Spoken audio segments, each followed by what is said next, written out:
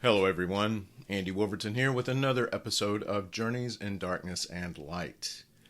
Many of you are aware that Indicator will be releasing their fourth Columbia box set in just a few weeks, so I thought I would give you a rundown on the first set, which is still in print.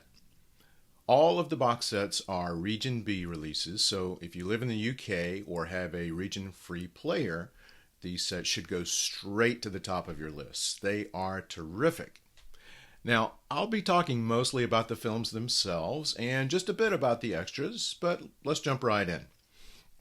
We kick off the set with Escape in the Fog from 1945, directed by Bud Boetticher, credited here as Oscar Boetticher Jr. Welcome to Eileen Carr's Nightmare. Eileen, played by Nina Foch, is walking along San Francisco's Golden Gate Bridge on a foggy evening when, out of nowhere, a cab screeches to a halt and three men tumble out, two of them attempting to murder the other. Screaming herself awake, Eileen discovers she's at the Rustic Dell Inn, just outside of San Francisco, where she meets Barry Malcolm, played by William Wright, the man she saw attacked in her nightmare. Eileen tells Barry that she served on a hospital ship that was bombed during the war. Barry works in psychological warfare. The couple hit it off so well that Barry asks Eileen to join him in San Francisco, where he has a work assignment. What follows involves espionage, double agents, a clock repair shop, a hidden recording device, a ship that doesn't exist, a clever method of hacking a telephone number from a rotary phone, and to top it all off, a young and uncredited Shelley Winters as a taxi driver. The film also attempts to dabble into psychological territory, perhaps more than it should, but after all, this was the era for that type of thing. Otherwise, things happen fast. The film's only 65 minutes long. The picture, taken from a 2K restoration, generally looks good, but some of the images are a bit cloudy, and I'm pretty sure it's not just the fog that's responsible. Boetticher, who later dismissed this and most of his early work, went on to direct bigger and better films, particularly several great westerns with Randolph Scott. Nina Foch, all of 20 years old here, acts like this is an A picture, giving it her all. She was certainly a hard worker, appearing in 7 films in 1945 alone. Escape in the Fog is a good noir, but certainly not great. Extras include a good audio commentary by film historian Pamela Hutchinson, The Fleet That Came to Stay, a World War II documentary short by Boetticher, and You Nazi Spy, a Three Stooges comedy short. In fact, there's a Three Stooges short associated with all 6 of these films. Now, I know I'll get hate mail for this, but I'm not a fan of these guys. But here's what I'll do. If I get at least 500 views on this video, I'll watch all the rest of the Stooges shorts on all the subsequent sets. How's that? Okay. Next, we have The Undercover Man from 1949, directed by Joseph H. Lewis. Think of this film as a precursor to Brian De Palma's The Untouchables from 1987. Now, compared to some of Lewis's other films, such as The Big Combo, Gun Crazy, and Terror in a Texas Town, The Undercover Man seems somewhat tame. But is it? Treasury Department investigator Frank Warren, played by Glenn Ford, is tracking down any clues he can find that might help him bring down the mob boss known as the Big Fellow, clearly referencing Al Capone.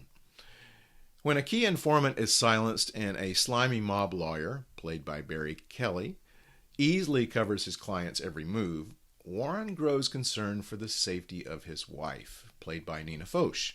There she is again. The Undercover Man treads on familiar territory for sure, but it does so better than most. Even a let's go get 'em scene with Warren facing a grieving Italian family surpasses its melodramatic script, a scene that most films from this era would have lingered on unmercifully. The film also stars James Whitmore, in his screen debut.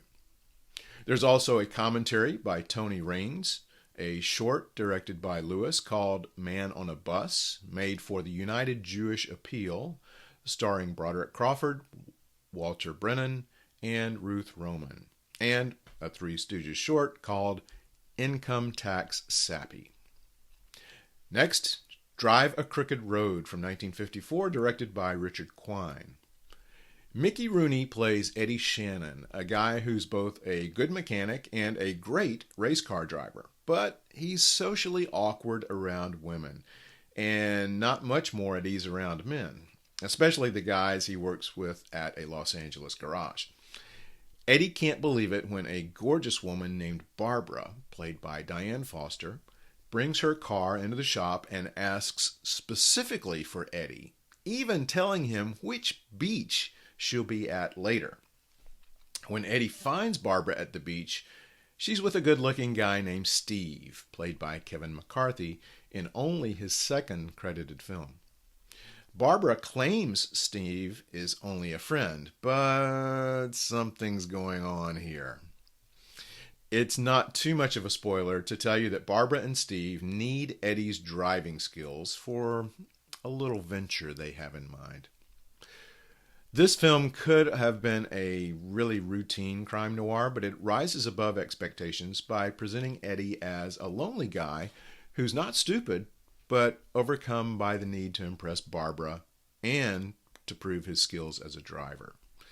Eddie is outwardly insecure until he is asked about cars, but Rooney is such a good actor that he never overplays Eddie's passion and expertise.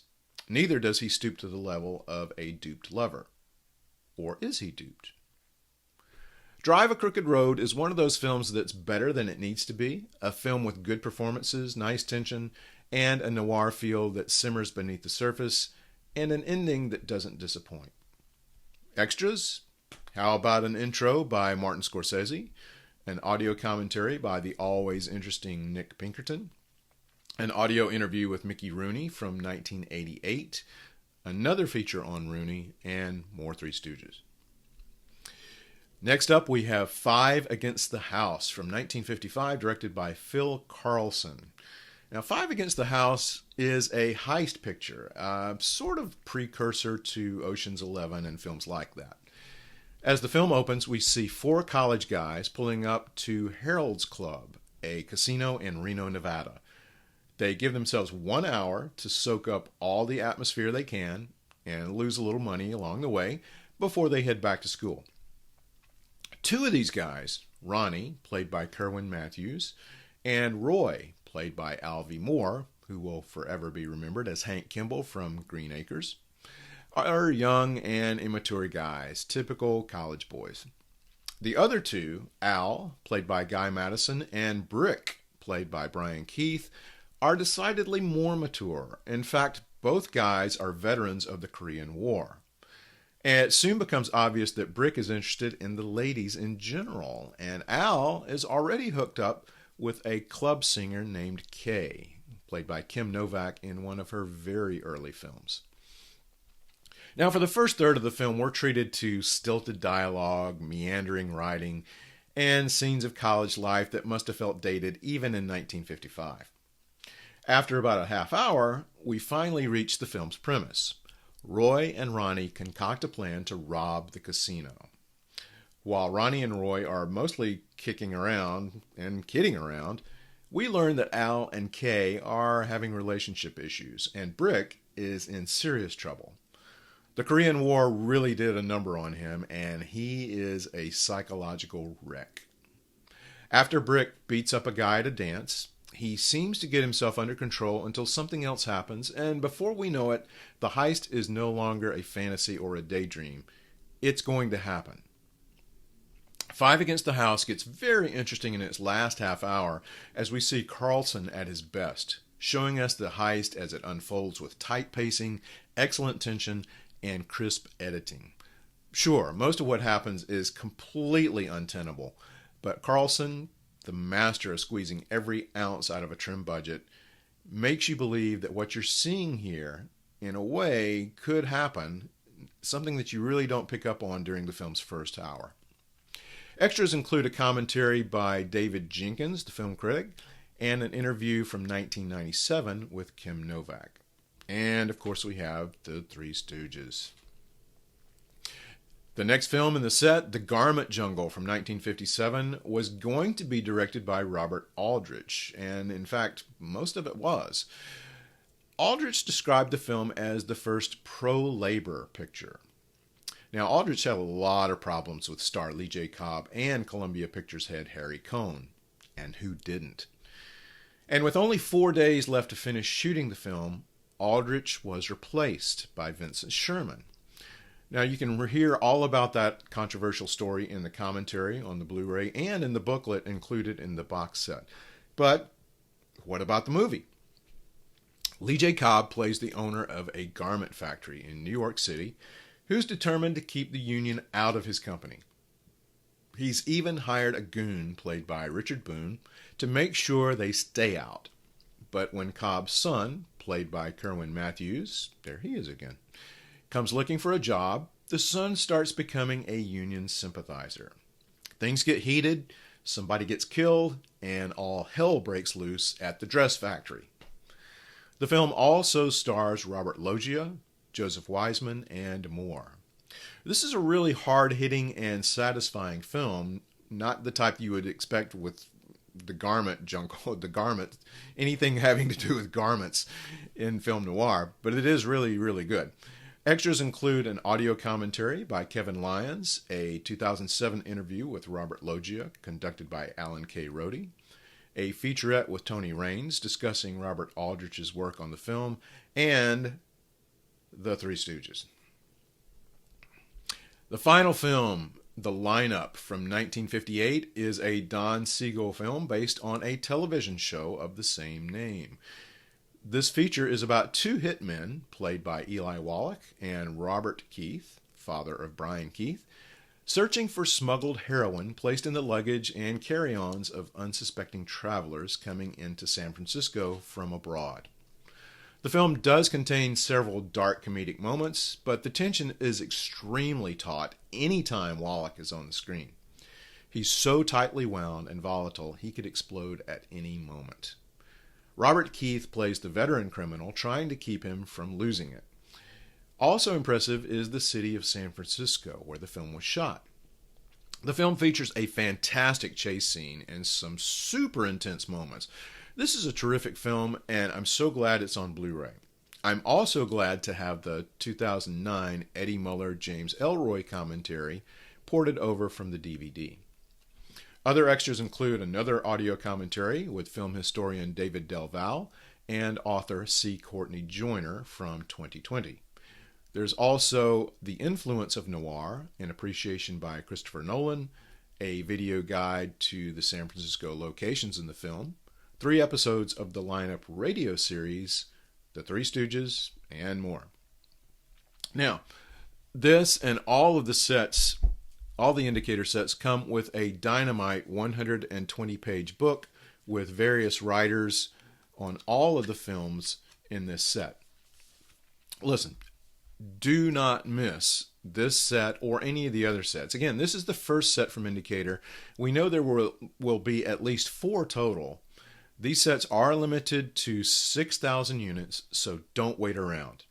Again, these are Region B sets, and they're worth every cent. Okay, so that's all for now. Thank you for watching. Please consider subscribing, and I'll see you again soon.